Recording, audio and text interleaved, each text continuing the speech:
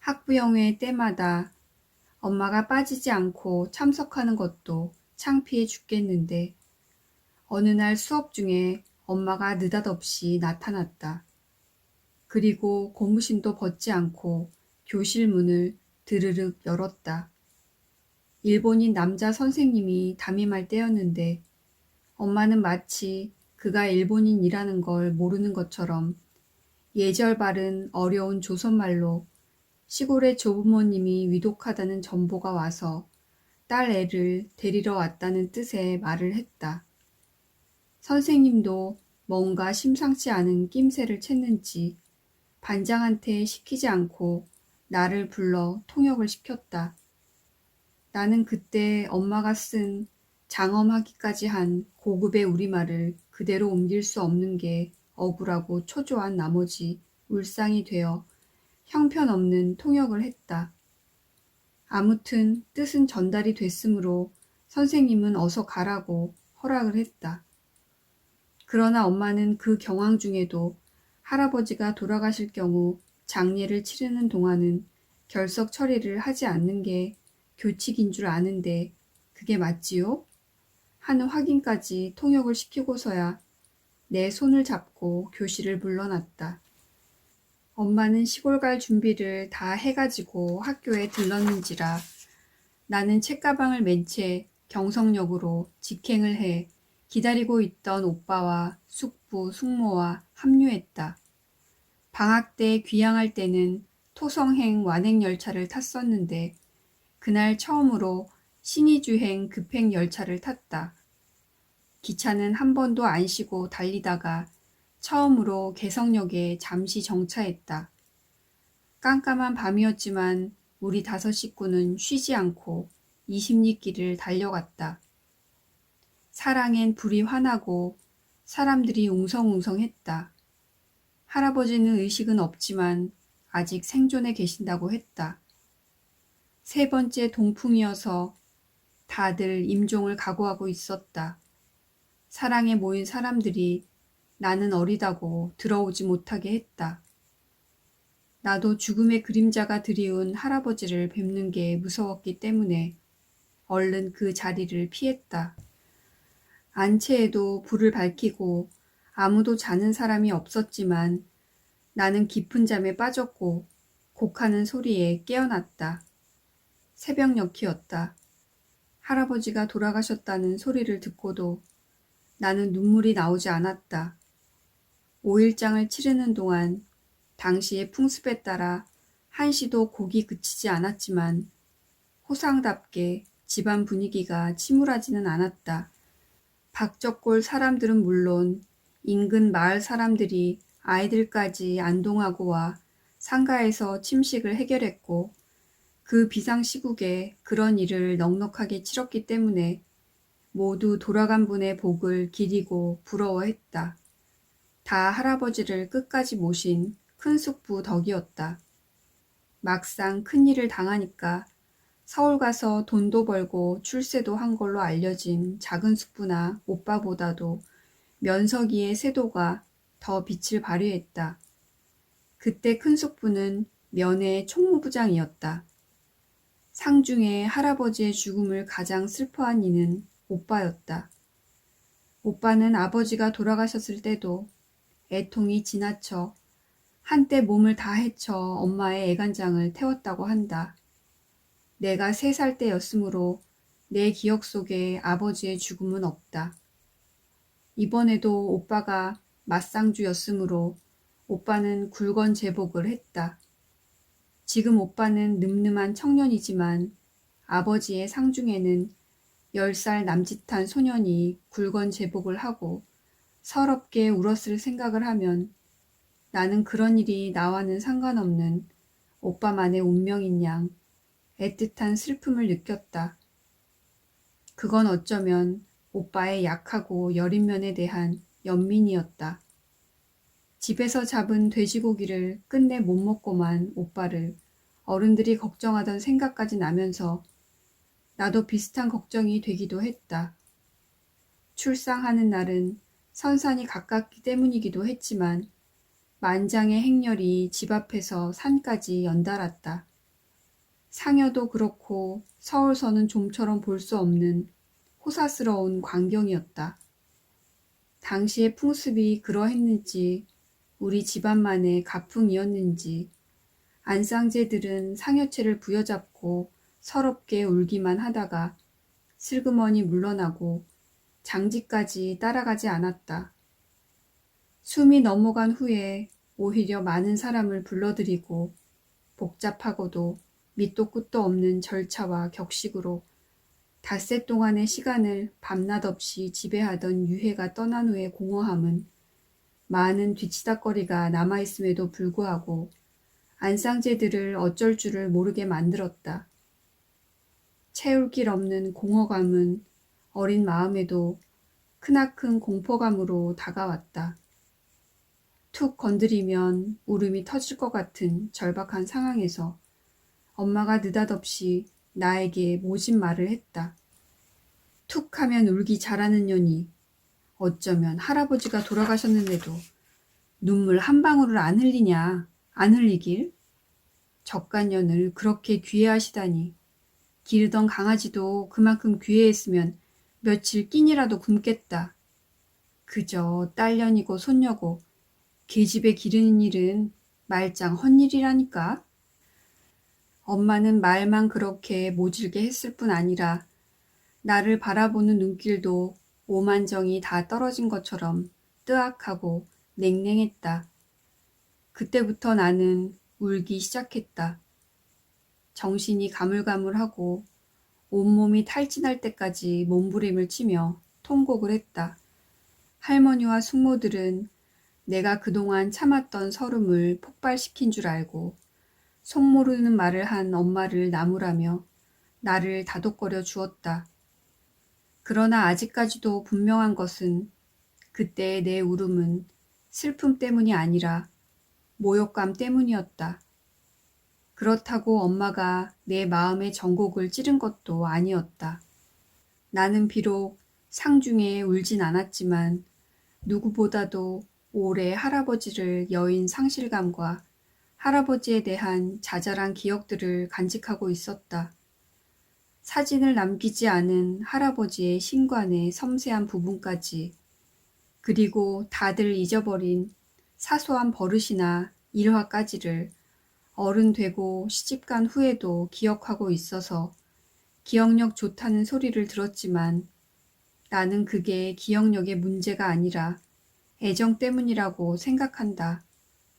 사랑마루엔 석가래로부터 삼으로 탄탄하게 꼰 새끼줄의 굵기의 줄이 사람들이 붙들고 오르내리기 알맞은 높이에 늘어져 있었다. 동풍이 들기 전에도 할아버지는 그 줄을 가볍게 잡고 오르내리셨지만 1차 동풍 후 어느 정도 회복이 되어 뒷간이나 마당 출입이 가능했던 시기엔 그 줄에 매달려 다리를 부들부들 떠는 것을 몇 번이나 본 적이 있었다. 할아버지가 돌아가신 후에도 그 줄은 거기 늘어져 있었고 나는 방학에 귀향할 적마다 멀리서도 텅 빈 사랑채에 늘어져 있는 그 줄만 눈에 띄면 심장에 균열이 가는 것처럼 가슴에 진한 아픔이 왔다. 그래서 오래 기다리고 있는 사람에게 달려가듯이 제일 먼저 그 줄을 향해 달려가 어루만져 보곤 했다. 할아버지의 손때에 절어 그 줄은 찐득찐득했고 그게 그렇게 좋을 수가 없었다. 나는 자주 그 줄에 매달려 할아버지 품에 안겼을 때와 같은 감동을 맛보곤 했지만 그 짓을 누가 눈치챌세라 은밀하게 하곤 했다. 전쟁이 점점 불리해지면서 방공 연습도 잦아지고 처음으로 몸빼라는 걸 교복처럼 의무적으로 입게 되었다. 학교에서 하라는 건 어기면 큰일 나는 줄 아는 엄마인지라 곧 검정물을 들인 광목을 끊어다가 몸빼를 손수 만들어 주었지만 입혀보고는 한탄을 금하지 못했다. 시상에 외놈 훈도씨만 망측한 줄 알았더니 여자 가랭이 드러나는 꼴은 더 못 봐주겠네. 더 살면 무슨 꼴을 볼꼬. 엄마가 일본 풍습을 얕잡는 것 중에 복식이 제일 유별났다. 옛날에 맨발에다 겨우 아랫도리만 기저귀 같은 천으로 가리고 살던 일인이 조선에 와서 그들에게 알맞은 옷과 신발 짓는 법을 하교해달라고 애걸하여 옷은 우리의 상복을, 신발은 우리의 도마를 가르쳐준 게 지금의 일본 하오리와 게다짝이 됐단 얘기를 엄마는 역사적 사실처럼 우리에게 얘기해주곤 했다. 그건 마치 세종대왕이 문살에서 힌트를 얻어 하룻밤새에 한글을 만들었다는 터무니없는 얘기를 역사적 사실처럼 믿는 것만큼이나 아무도 못 말릴 엄마의 고정관념이었다.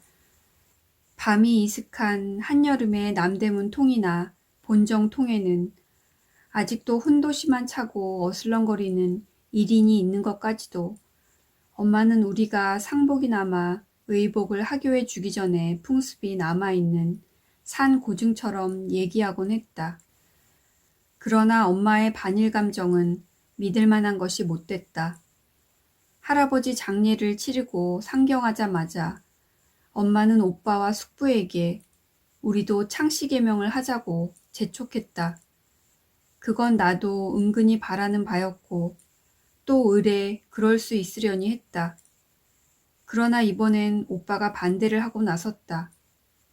여태껏도 견뎌왔는데 좀 더 견뎌보자는 것이었다. 좀 더 견뎌보자는 것은 그때의 비상시국에 어떤 끝장을 바라보는 말 같아서 좀 섬뜩하게 들렸다. 오빠의 태도도 평소에 심약한 오빠답지 않게 강경하고 어딘지 비장해 보였다.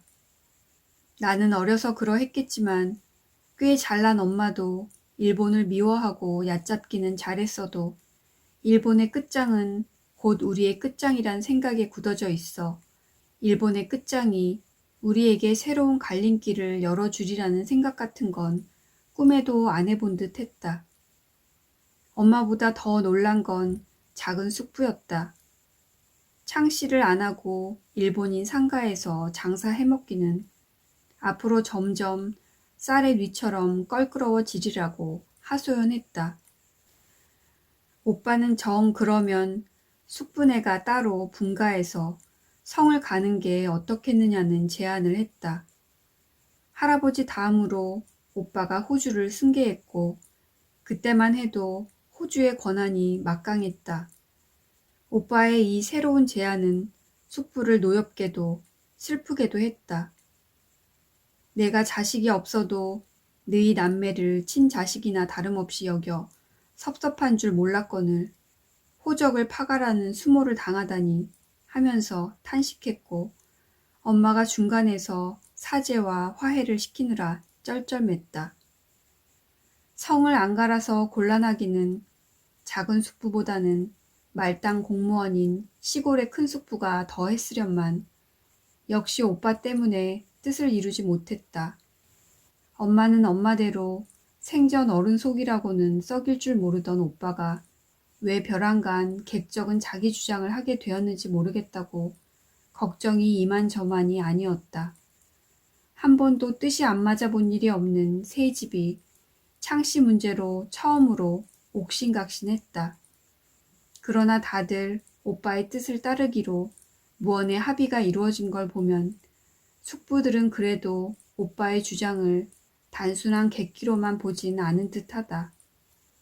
나는 처음으로 오빠를 딴 사람과는 다르게 생각했고 거기에 대한 묘한 긍지를 느꼈다. 나야말로 무엇을 알아서라기보다는 전형적인 속물의 세계에서 벼랑간 우뚝 솟은 어떤 정신의 높이를 본 것 같은 환각이었다. 그런 건방진 느낌은 그 무렵 왕성해진 독서 체험과도 무관하지 않을 듯하다.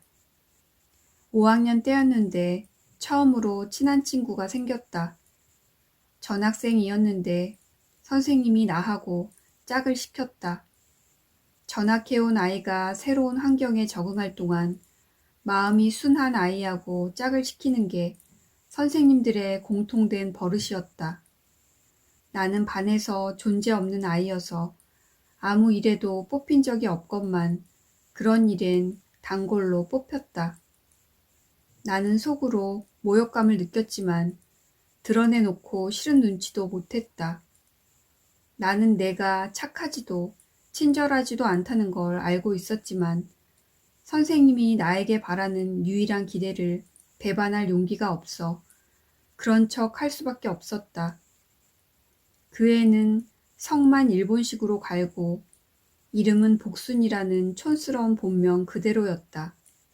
생긴 것도 촌스럽고 의복도 남루한 편이었다. 그 애하고 짝이 된 첫 시간에 배운 국어가 도서관에 대한 거였다. 도서관에 가서 책을 대출하고 읽고 반납하는 과정이 자세히 나오는데 선생님은 너희들도 실제로 도서관을 한번 이용해보면 좋은 경험이 될 거라고 도서관의 위치를 가르쳐 주었다. 그런 일은 흔한 일이었다. 근면에서 성공한 이야기가 나오면 너희들도 그렇게 하라고 했고 정직에 대해서 나오면 정직이야말로 가장 가치 있는 도덕이라고 강조하는 것과 마찬가지로 그런가 보다 드러넘기면 그만이었다. 그런데 그 촌스러운 복순이가 다음 일요일 날 같이 도서관에 가보자고 나를 꼬였다.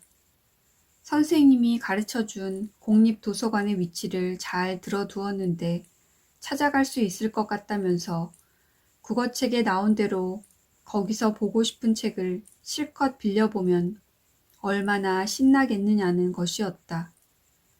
그 애는 책 보는 재미에 대해 나보다 뭔가를 더 알고 있었다. 그 애에 비해 나는 처녀지와 다름이 없었다. 선생님이 가르쳐준 도서관은 지금의 롯데백화점 자리였다. 그때 그 도서관을 우리는 공립도서관이라고도 했고 총독부 도서관이라고도 했다. 해방되고 나서 국립도서관이 된 바로 그 건물이었다. 일요일날 같이 가기로 하고 먼저 그의 집을 알아놓기로 했다. 그의 집은 누상동이었다. 문 안에도 그런 집이 있다는 게 놀라웠다. 초가집 추녀가 어찌나 낮게 땅으로 들이웠는지 문자 그대로 기어 들어가고 기어 나오게 생긴 집이었다. 평지라 수돗물이 나오는 것만 빼면 우리 집보다 훨씬 못했다. 삼남매에다 부모님, 할머님까지 6식구가 코딱지만한 방 2칸에서 기거한다는 것도 안 돼 보였다. 게다가 하나밖에 없는 남동생은 온종일 침을 흘리며 외마디 소리를 지르는 박야가였고 엄마는 홧김에 그렇게 됐는지 시어머니 앞에서 무표정한 얼굴로 줄담배를 피우고 있었다. 나는 그런 환경에서도 구김살 없이 명랑한 그 애가 불쌍하면서도 존경스러웠다. 그 애는 손수 부엌에 들어가 감자 껍질을 몽땅 숟가락으로 박박 벗기더니 쪄서 나에게 대접했다. 그런 꾸밈없는 태도도 나에게 깊은 감동을 주었다. 나는 나에게도 드디어 동무가 생겼다는 걸 느꼈다. 그때까지 놀 애가 아주 없었다는 얘기는 아니다. 그러나 내 우정에 대한 갈망을 채워준 건 그 애가 처음이었다.